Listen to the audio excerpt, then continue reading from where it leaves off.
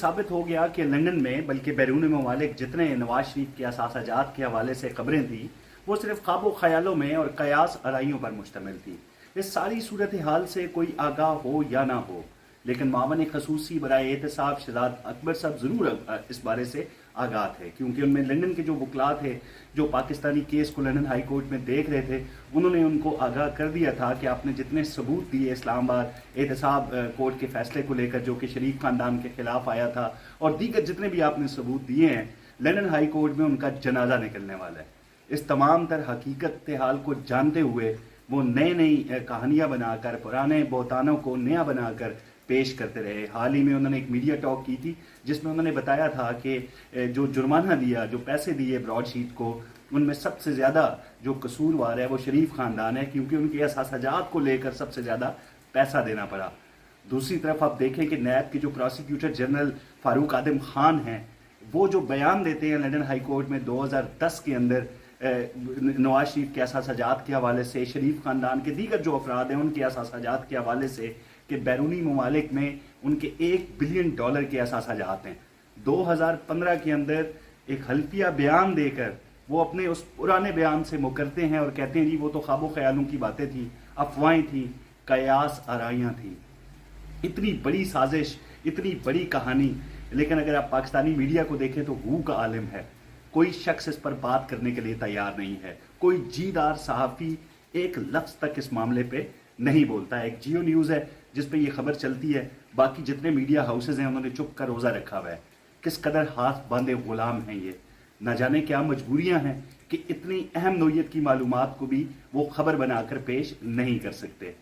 دکھ ہوتا ہے اس بات پہ کہ جب پاکستان کے یہ جیدار صحافی لندن کے صحافیوں پہ تنقید کرتے ہیں،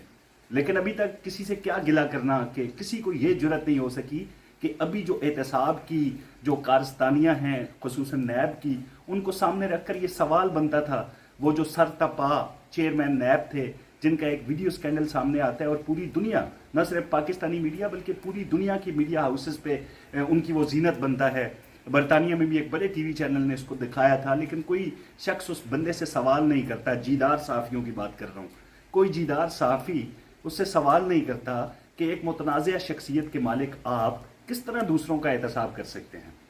لیکن ان جیدار صحافیوں سے یہ بھی ان کو جرت نہیں ہوتی، یہ جیدار صحافیوں پہ آج موضوع ہے کہ ان کو یہ جرت نہیں ہوتی کہ جو عظمت سعید ہیں وہ شریک جرم رہے ہیں، ثابت ہو چکا ہے۔ تجزیہ کاروں کی باتیں سنیں، بلکہ تجزیہ کاروں سے ہٹ کے 2000 کے اندر جب یہ معاہدہ ہوتا ہے براڈ شیٹ کے ساتھ، اگر اس وقت کو سامنے رکھیں تو آپ کو ان کا کردار سامنے نظر آئے گا۔ پاناما، JIT، واٹس ایپ، کتنے ہی ایسی چیزیں ہیں جو یہ ثابت کرنے کے لیے کافی ہے کہ وہ کسی صورت براڈ شیٹ کی تحقیقات کے اہل نہیں ہو سکتے۔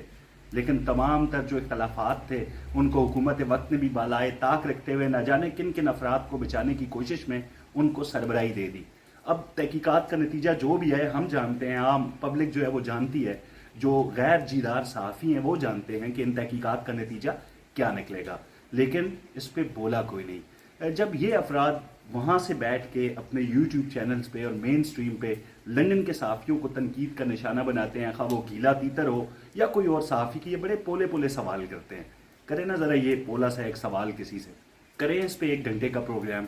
پوچھیں عظمت سعید صاحب سے کہ آپ کس طریقے سے مان گئے، تسلیم کر لیا آپ نے اس عہدے کو جس میں واقعی آپ شریک جرم ہیں۔ یہاں پہ آپ کی ساری جیداری ہوا ہو جاتی ہے۔ ذرا شرم نہیں آتی جب لندن کے صحافیوں کو حرف تنقید بناتے ہیں اور ایسے معاملات میں چپ کر روزہ رکھا ہوتا ہے؟ لیکن شاید ہی شرم نام کی کوئی چیز ان جیدار صحافیوں میں موجود ہو۔ لیکن دودھ کا دودھ، پانی کا پانی ہو چکا ہے۔ ہم پہلے بھی جانتے تھے کہ نیب کی کارستانیاں برطانیہ میں کیا ہیں، ہم ان سے آگاہ تھے، اسی لیے ہم ڈکٹیشن نہیں لیتے تھے مختلف اطراف سے جہاں سے باقی صحافیوں کو ملتی ہیں۔ جیدار صحافیوں پہ میں